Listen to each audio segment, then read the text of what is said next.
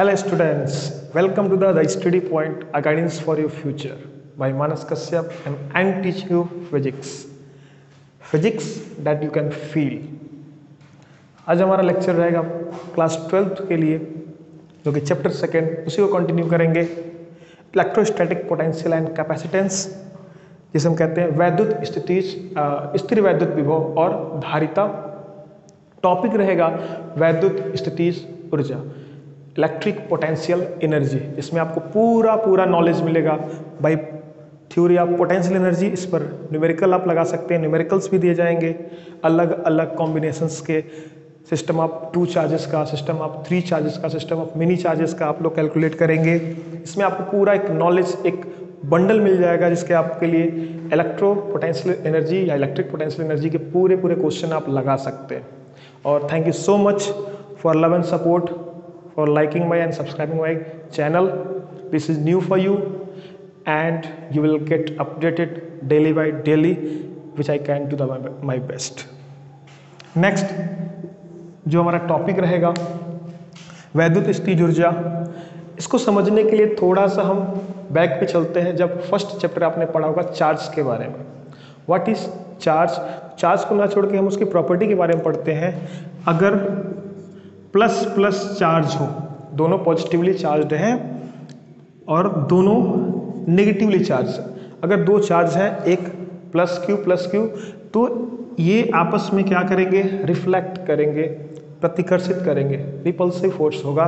और यहाँ पर क्या होगा, प्रपल्सिव फोर्स, प्रपल्सन होगा, यानी कि ये दोनों अट्रैक्ट करेंगे, आकर्षण होगा। ठीक है, यानी कि समान प्रकार के आवेश एक दूसरे को प्रतिकर्षित और असमान प्रकृति के या प्रकार के आवेश एक दूसरे को आकर्षित करते हैं। ये नेचर आपने फर्स्ट चैप्टर में पढ़ रखा है। हमारा टॉपिक रहेगा आज एनर्जी के बारे में। तो अगर इनको हमको पास लाना है, इन दोनों पॉजिटिव चार्ज को या इन दोनों नेगेटिव चार्ज को, अगर हमको इनको समीप लाना, पास लाना है या दूर भेजना है, दूर तो ऐसे भी जाते ही है by the electrical force, but अगर पास लाना तो हमको एक फोर्स लगाना पड़ेगा, एक एक्स्ट्रा वर्क करना पड़ेगा, फोर्स इनटू डिस्प्लेसमेंट।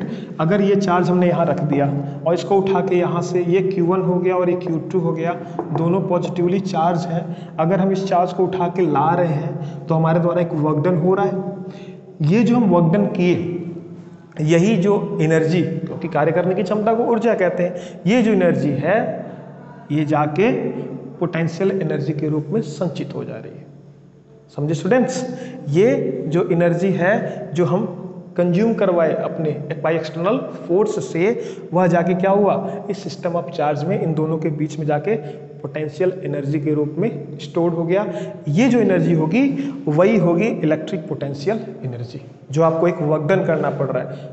असमान प्रकृति के रहेंगे तो कम करना पड़ेगा, या अगर समान प्रकृति के रहेंगे तो वहाँ आपको होल्ड करवाने के लिए एक एक्स्ट्रा वर्क करना पड़ेगा, which is called electrical potential energy. Okay, अब ये इलेक्ट्रिकल पोटेंशियल एनर्जी की गणना, कैलकुलेशन कैसे करोगे, फॉर्मूला कैसे डिराइव करोगे। वैसे फॉर्मूला अगर बात करो तो U equal to 1/4 pi epsilon 0 Q1 Q2 by R होता है। But how it comes, what the concept behind it, how you will elaborate, how you will be derivate this, and how will calculate the solution for the given question. Okay, so we will continue for this.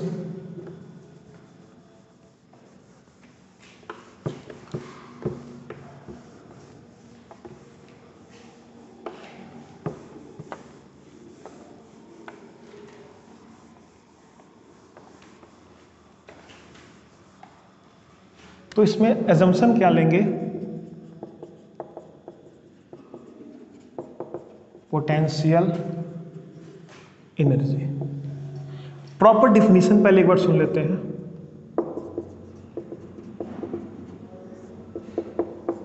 क्या है, तो वो तो energy consume जो आप plus plus कह रहे हो Q, ये तो जो हमने इनको पास लाने के लिए जो वर्क डन किया, यही इस सिस्टम में क्या हुआ, पोटेंशियल एनर्जी के रूप में स्टोर्ड हो गया। अब यही क्या हो जाएगा, आपको इलेक्ट्रिक पोटेंशियल एनर्जी होगी। बट डिफिनीशन क्या होगा, if there are 2 system of charge, अगर दो आवेशों का एक निकाय है, तो जो पोटेंशियल एनर्जी की वैल्यू होगी वो होगी कि दोनों चार्जेस को इन्फिनिटी से किसी डिफाइंड पॉइंट्स तक, let point A and B, ये कहाँ पर है, प्लस क्यू वाला इन्फिनिटी पर है, Q2 कर लीजिए, Q2, और ये Q1, ये भी कहाँ पर है, इन्फिनिटी पर। Let's assume first they are at infinity Q1 and Q2। If अगर हम इसको यहां से एक defined points A and B तक लाना हो तो हमको क्या करना पड़ेगा, इनके पोटेंशियल डिफरेंस या पोटेंशियल की वजह से, इसका कुछ पोटेंशियल होगा, इसका कुछ पोटेंशियल होगा, इनकी वजह से हमको एक एक्सटर्नल फोर्स लगाना पड़ेगा कि इसको उठा के यहाँ से यहाँ लाएं, इसको उठा के यहाँ से यहाँ लाएं। अब इसको उठा के यहाँ से यहाँ लाएंगे तो हमारा पोटेंशियल तो zero, work done zero, but इसको उठा के यहाँ से लाएंगे तो इसके पोटेंशियल के अगेंस्ट एक वर्क डन करना पड़ेगा। वो जो वर्क डन होगा इसी सिस्टम में पोटेंशियल एनर्जी के रूप में स्टोर हो जाएगी। यही हमारा क्या हो जाएगा, इलेक्ट्रिक पोटेंशियल एनर्जी, वैद्युत स्थितिज ऊर्जा। तो प्रॉपर रहेगा कि किन्हीं दो आवेशों के निकाय में जो वैद्युत स्थितिज ऊर्जा का जो मान होता है वह क्या होता है, अनंत पर स्थित दो आवेशों को किन्हीं डिफाइंड, किन्हीं दो स्थित बिंदु तक लाने में जो बाह्य बल के द्वारा, बाय एक्सटर्नल फोर्स जो कार्य करना पड़ता है उसी के मान के बराबर होता है। और यही डिफिनेशन आपके फॉर्मूले के डेरिवेशन के लिए भी हेल्प करेगा। ठीक है, तो इसमें अजम्पशन क्या लेते हैं, माना कि दो आवेश, late assume two charges Q1 व Q2 अभी अनंत पर क्या है, स्थित है। ये डेरिवेशन के लिए बात हो रही है। निगमन, माना कि दो आवेश Q1 व Q2 कहाँ पर है, अभी अनंत पर स्थित है। तो अनंत पर आपको पता है कि वहाँ वर्क डन जीरो होगा, क्योंकि वहाँ के लिए पोटेंशियल कितना माना जाता है, जीरो। अगर अनंत पर बात हो तो पोटेंशियल क्या होता है, एट इन्फिनिटी जीरो होता है। क्यों, क्योंकि यहाँ पर हमें पता नहीं रहता कि हमको कितना एनर्जी कंज्यूम करके रखा हुआ है, तो हम पोटेंशियल जीरो ले लेते हैं। अगर ये चार्ज इन्फिनिटी पर है, उसको पॉइंट ए तक लाना हो, सीधी सी बात है, उठा के लेते हैं, यहाँ से क्या करिए, बहुत शॉर्ट फोर्स अप्लाई कर दो, यहीं पे शॉर्ट फोर्स अप्लाई कर दो। अब ये फोर्स है, इसके पास अपना कोई इलेक्ट्रिक फील्ड नहीं है, कुछ नहीं है, अभी इन्फिनिटी पर है, उसको कहीं भी उठा के ले जाने के लिए हमको कोई वर्क डन नहीं करना पड़ेगा, क्योंकि उसका पोटेंशियल क्या होता है, जीरो होता है। ठीक, जब इसको उठा के ए पर लाएंगे तो इसका कोई वर्क डन नहीं होगा, क्योंकि W इक्वल टू क्या होता है, VQ। ये तो है बट ये जीरो है, तो वर्क डन कितना हो जाएगा, जीरो। यानी कि जो हमको Q1 को उठा के अगर A तक लाना है तो W1 क्या हो जाएगा, जीरो, क्योंकि V1 equal to zero. Next, अब इसका, लेकिन जब एक चार्ज है तो इसका एक इलेक्ट्रिकल फील्ड होगा, इस इलेक्ट्रिकल फील्ड की वजह से या इसके चार्ज की वजह से इसका एक पोटेंशियल होगा, वह विभव होगा। कितना होगा, V1 आपको पता है, इसके पहले हम लोग डेरिवेट किए थे। जितनी डिस्टेंस पर हमको फाइंड आउट करना होगा उतने डिस्टेंस के लिए क्या हो जाएगा, एक चार्ज होगा। तो यहाँ पर दो हम चार्जेस लेंगे जो कि इन्फिनिटी पर हैं और उनको पॉइंट ए और पॉइंट बी तक लेकर आना है, जिनके बीच का डिस्टेंस कितना है, r है, अनंत पर स्थित है, और ए बी इक्वल टू कितना है, r है। स्टार्ट में जब इन्फिनिटी पर रहेगा दोनों पर पोटेंशियल कितना रहेगा, जीरो, इसका भी जीरो और उसका भी जीरो, पोटेंशियल जीरो। तो फिलहाल के लिए हम पहले Q1 को उठा के विद ए पर लाएंगे, तो इस पर जो बाह्य बल के द्वारा कार्य किया रहेगा जीरो एज्यूम करते हैं, क्योंकि इसका कोई पोटेंशियल रहता नहीं है। बट जब ये ए पर आ जाएगा इसका एक अपना पोटेंशियल डेवलप हो जाएगा। इन्फिनिटी पर हमको नहीं पता, यहाँ का पता हो जाएगा। तो वैसे भी पोटेंशियल डिफरेंस क्या होता है, V infinity minus V A W अपन Q होता है, या W A to infinity, formula पढ़ा होगा पोटेंशियल डिफरेंस के लिए। यहाँ पर अगर हम V A minus we infinity करें तो क्या हो जाएगा, वी डब्ल्यू इन्फिनिटी टू ए, यानी यहाँ से यहाँ के बीच का पोटेंशियल डिफरेंस क्या हो, डब्ल्यू इन्फिनिटी टू ए। तो वही से फॉर्मूला निकल के आ रहा है ना, यहाँ का तो वी ए निकल जाएगा, यहाँ का हो जाएगा जीरो। अब डब्ल्यू इन्फिनिटी से ए तक ला रहे हो, अगर इसको यहाँ पे ला रहे हो तो वी ए कितना निकलेगा, डब्ल्यू बाई क्यू,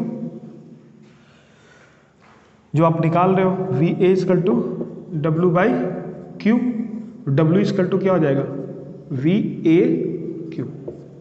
एक तो हो गया V1, अब VA का एक पोटेंशियल होगा जो कि होगा W/Q, यानी कि अगर VA का पोटेंशियल है, एक और चार्ज लेकर आ रहे हो तो उसके लिए वर्क डन निकलेगा। वो वर्क डन क्या होगा, इसको उठा के यहाँ तक लाने में, ड्यू टू दिस पोटेंशियल। और वो जो वर्क डन करोगे वही इसको जितना नज़दीक लाओगे उतने वर्क डन की वैल्यू बढ़ेगी। क्यों? क्योंकि पोटेंशियल बढ़ेगा, डिस्टेंस कम होगा, पोटेंशियल बढ़ेगा तो वर्क डन बढ़ेगा। वही वर्क डन इस सिस्टम में, इन दोनों चार्ज के सिस्टम में जब उसको उठा के यहाँ से यहाँ लेकर आए तो पोटेंशियल एनर्जी के रूप में क्या हुआ, स्टोर होता चला गया। यानी कि W2 क्या होगा, V1 की वजह से होगा और Q2 चार्ज का होगा, तो क्या हो जाएगा 1/4πε0 Q1 बाई तो R1 हो गया V1 इंटू Q2। तो W2 कितना हो जाएगा 1/4πε0 Q1 Q2 बाई R। और क्या बताया गया अभी, जो वर्क डन करेंगे वह उस सिस्टम में पोटेंशियल एनर्जी के रूप में स्टोर हो जाएगी। तो हमारा अगर पोटेंशियल एनर्जी U है, ये हो जाएगा W1 plus W2, total work done is converted into potential energy in that system, and that will be 0 plus 1/4πε0 Q1 Q2 upon R, then U is equal to 1/4πε0 Q1 Q2 by R.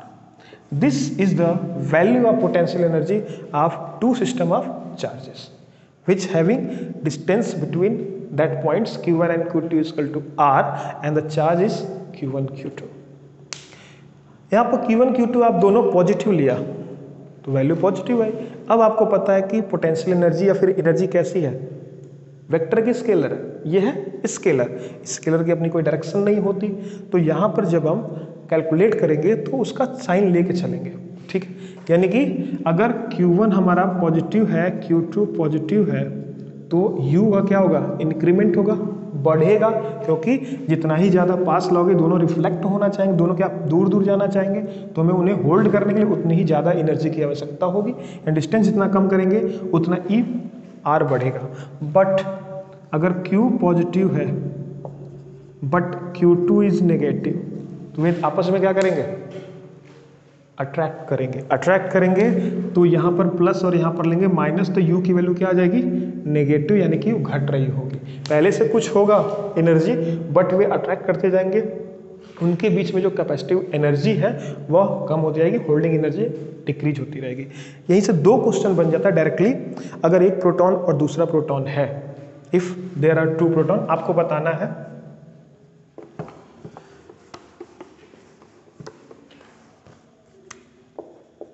यदि एक proton को दूसरे proton के पास लाया जाए तो उनके बीच स्थिति जुड़, यानी कि पोटेंशियल एनर्जी का मान, पहला है इंक्रीज बढ़ता है, दूसरा है घटता है, तीसरा है नियत रहता है, चौथा है नो वन, मतलब इनमें से कोई नहीं। तो आंसर क्या होगा, प्रोटॉन आपको पता है कि पॉजिटिव चार्ज होते हैं, अगर उनको पास पास लाएंगे तो डिस्टेंस क्या होगा, कम होगा। एक प्रोटॉन है, ये भी प्रोटॉन है, दोनों पॉजिटिव चार्ज है, दोनों को क्या कर रहे हैं, पास पास ला रहे हैं। आर की वैल्यू डिक्रीज करेंगे तो by the definition of U equal to 1/4πε0 Q1 Q2 by r से चार्जेस तो मल्टीप्लाई होंगे पॉजिटिवली, वैसे भी U की वैल्यू बढ़ेगी। डिस्टेंस कम करेंगे तो U की वैल्यू क्या होगी, इंक्रीज होगी, ऑप्शन रहेगा बढ़ता है। सेकेंड क्वेश्चन, अब एक प्रोटॉन को दूसरे इलेक्ट्रॉन तथा एक इलेक्ट्रॉन को एक दूसरे के समीप लाया जाए, एक प्रोटॉन तथा एक इलेक्ट्रॉन को एक दूसरे के समीप लाया जाए, तब उनकी पोटेंशियल एनर्जी क्या होगी। तो एक प्रोटॉन और एक इलेक्ट्रॉन है, ये पहले से अट्रैक्ट करते हैं और पास में लाएंगे तो जो पोटेंशियल एनर्जी की वैल्यू होगी क्या हो जाएगी, माइनस की यानी कि घटेगी। ठीक है, इस पर क्वेश्चन हो गए। इसके बेस पे एक और न्यूमेरिकल वैल्यू हो सकता है। क्या हो सकता है क्वेश्चन? आपको अगर डाउट होता है, क्वेश्चन लिख दे रहे हैं, वीडियो को पॉज करिए और फिर देखिए, सॉल्यूशन निकालिए, सोचिए, फिर उसका आंसर अपने हिसाब से दे दीजिए। और फिर जो हम ऑप्शन दे रहे हैं उसके हिसाब से अपना चेक करिए क्या सही है क्या गलत है। नेक्स्ट हमारा पार्ट रहेगा क्वेश्चन का,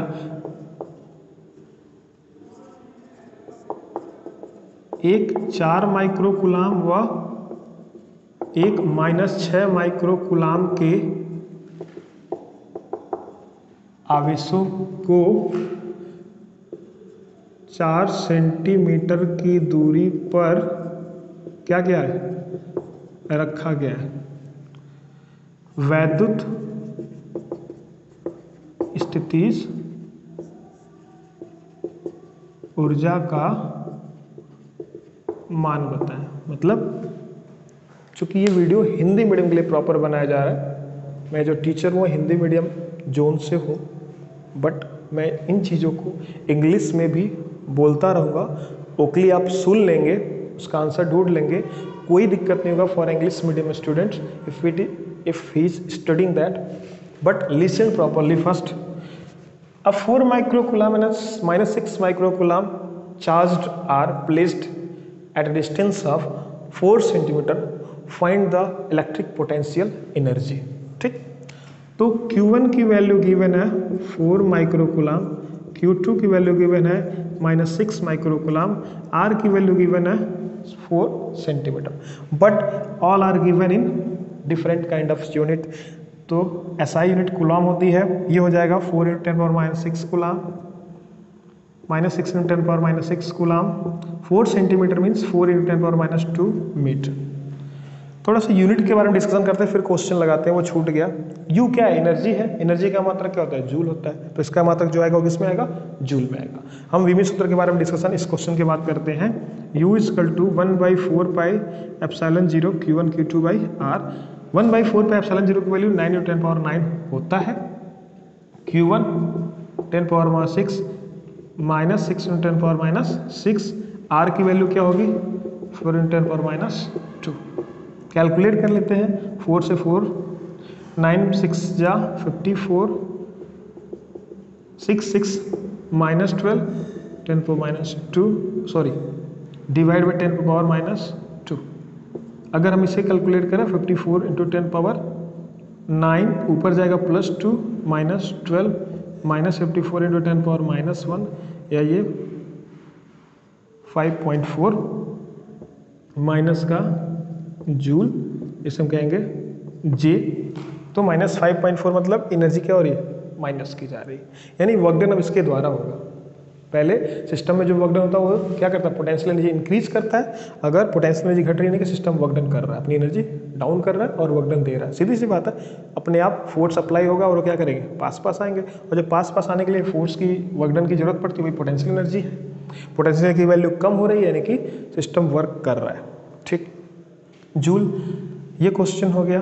अभी हम कल के वीडियोस के लिए रेडी रहिएगा, संडे तक अवेलेबल हो जाएगा। उसमें 3 सिस्टम ऑफ चार्ज के लिए डेरिवेट करेंगे, कुछ क्वेश्चंस किए जाएंगे, बेहतर 2-3 क्वेश्चन, और आपकी क्वेरी रहेगी, आप कमेंट्स में क्वेश्चन कर सकते हैं, जिस टाइप का क्वेश्चन हो। व्यू करिए और सपोर्ट करिए। Thank you so much.